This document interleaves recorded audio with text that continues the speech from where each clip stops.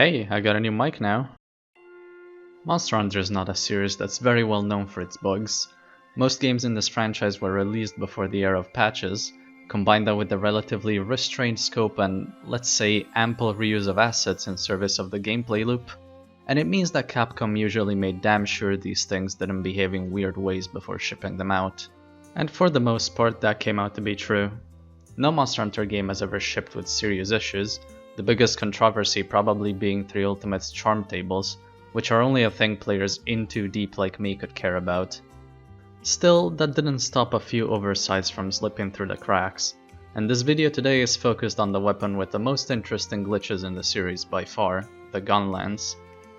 As you probably know, Gunlance saw its debut in Monster Hunter 2, where it took the role of Lance's own offshoot tree, like most of the offshoot weapon types introduced in the second generation. At this point, movesets were still very simple, and Gunlance found itself being pretty much a very slight variation of the Lance, swapping the diagonal stab button out for its signature shelling ability. Nothing much happened back in 2nd gen, the movesets didn't change, and by the time Freedom Unite came around, all that was new was more shelling levels to keep up with the damage necessities of G rank. Then came the 3rd generation, essentially acting as a soft reboot of what the series had been since then. And due to the large focus on new monsters and underwater combat, Tri's developers had to make sacrifices in the weapon department. Only 9 weapons were included in Tri initially, with Gunlance crucially missing the bus and being left behind to be renewed at a later date. 3rd gen had already done a lot to breathe new life in the movesets of each weapon, so when Ichinose's team had to continue on from where Tri left off, Gunlance, Bow, Dual Blades and Hunting Horn were reintroduced with a slew of minor and major gameplay changes alike. Portable 3rd gave us the series' first proper rework of the Gunlance, establishing many of the underlying systems that still drive the weapon's design to this day. Charged shells, the slam and the full burst were all first introduced here. Portable 3rd also contains what is, for my money, the most important glitch in the series, the famous AutoGuard Gunlance bug, or AGGL for short. So, to explain how this works, we need a bit of an introduction. Starting from 2nd generation Monster Hunter games, an armor skill called AutoGuard was added, whose effect was pretty self-explanatory. Whenever the hunter was in a state where guarding was allowed and an attack would have connected with them, the skill would trigger and automatically block for you. I don't think many people ever made much use of this skill back then, as it really doesn't provide much, since it only ever kicks in when you could have blocked anyways by just using your eyes and pressing the block button. But somewhere along the development of Portable 3rd, when the skill was re-implemented on the new and improved Gunlance moveset, someone must have missed a flag on a pretty important attack animation. Now this is merely an educated guess, but I'm pretty sure that under the hood the game runs a check for this skill every time a monster is about to hit the hunter, and if it finds the hunter to be in an auto-guardable state, the check passes and the skill triggers. But in Portable 3rd and Portable 3rd only, the Gunlance's shelling and quick reload animations are both flagged as auto-guardable, despite not being intended to act this way. It's important to note that these animations cannot be interrupted by guarding manually, but solely with this armor skill. Combine this with the introduction of charms in 3rd generation, and your first charm always being an auto-guard plus 10 charm, and it didn't take long for players to figure this out and immediately start making use of this newfound mid-combo block button. Now if any of that sounds familiar, you shouldn't be surprised, since this is basically what I would consider the first instance of a proper guard point in the Monster Hunter series, and likely also inspired the Charge Blade's design in large part. As with most things, this is arguable. I don't think an official statement about this was ever given, but there is a marked difference between the Lance's counter introduced in Tri, only able to absorb a single hit and immediately reacting with a counter poke, and the Gunlance's fancy new way to get into a state of neutral block just by pressing the shelling button. Having played around with AGGL quite a bit, I would say this bug is probably the most impactful gameplay bug Monster Hunter has ever seen, and it does a lot to transform the weapon into a much more aggressive, no shits given tanking machine. Speaking of relative balance within the context of Portable 3rd, this might be the strongest iteration of Gunlance, at least when it comes to regular play. There's another glitch I'll showcase later on that makes a very strong case for itself too. So, with Portable 3rd pleading oopsie daisy and patches still not being a thing for PSP games at the time, this glitch would only be fixed in the following game, Monster Hunter Tri-G, or 3 Ultimate as we know it here. And for a while that was pretty much it. 4th generation came and went with no notable weapon glitches in sight. Or at least that would have been the case if they had stuck to the original plan and stopped at generations. But Monster Hunter World was taking its time with its massive 4.5-year long development cycle. So to cover for that, work on Monster Hunter Double Cross, or Generations Ultimate for us, was quickly started. And this is where our next glitch appears, a pretty interesting one, although not as practical as you would think. Generations Ultimate introduced 2 more hunting styles to the Hunter's repertoire, those being Alchemy and Valor styles. Valor Gunlance had some very nifty changes, including what I believe to be a nod to Portable Third's AGGL in the form of a guard point on your reload animation.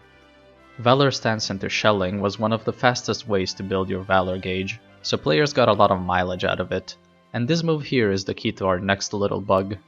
Much like Auto Guard before, Gunlance has its own internal check for Wyvern's fire availability, since every time it's used it has to enter a cooldown period where it cannot be used again.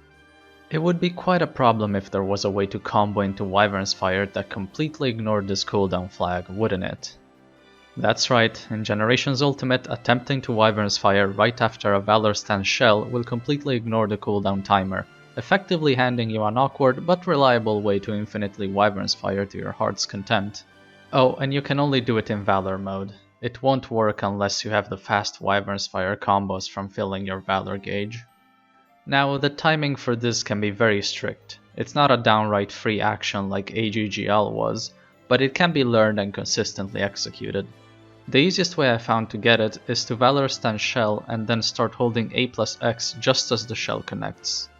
Just by holding down the buttons, the move should start up, without having to get the input at the right frame window. To be honest, I find this glitch very funny in an ironic sense. This is the only Monster Hunter game where it's possible to completely bypass the Wyvern's fire cooldown, and it's also the game where shelling is probably at its weakest, with hyper monsters having insane HP numbers that make all your fixed damage feel more like chip damage. It feels like a miracle to get a monster to flinch from Wyvern's fire in GU, so being able to spam it is probably not even that good a strategy for dealing damage. Still funny and cool though. Doing this also interacts weirdly with the heat gauge, sometimes getting you stuck at orange heat for the full duration of the Wyvern's fire cooldown, so you could even consider this bug to be more of a hindrance than anything helpful at all. Anyway, GU comes out, and unlike Portable Third, it actually took a long time after the game's release to find this glitch, so much so that by that time World and Iceborne were out. The first time I saw it was on Twitter, posted by MyLBG in early 2021. So obviously it didn't get patched or anything, and can still be found in any version of GU. And to be honest, seeing how weak shelling is in general, I'm not sure it would even be worth patching. Let us Gunlancers have some fun by being absolutely insufferable in multiplayer and doing this. Onward to the 5th generation then, with Monster Hunter World. It's hard for me to verify if this bug has been in World from the start, since my version of the game is at the latest Iceborne patch, but much like Generations Ultimate, this was found very late into the game's life cycle, so it's still in there fully accessible, and most importantly, used in speedruns.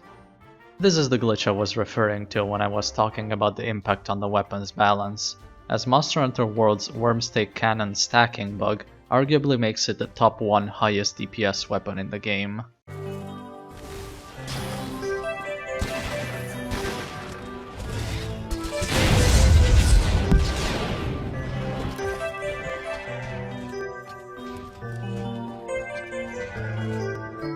So, what the hell just happened? Basically, I believe the way this works is due to an oversight in how Wyrmstake objects are spawned into the game. Let's get a bit technical. The Gunlance's Wyrmstake attacks basically work by spawning a physical object in the game world, that then checks for collision on any surface it can be attached to in order to start either dealing damage for the Wyrmstake cannon, or embed itself into the monster for the Wyrmstake blast.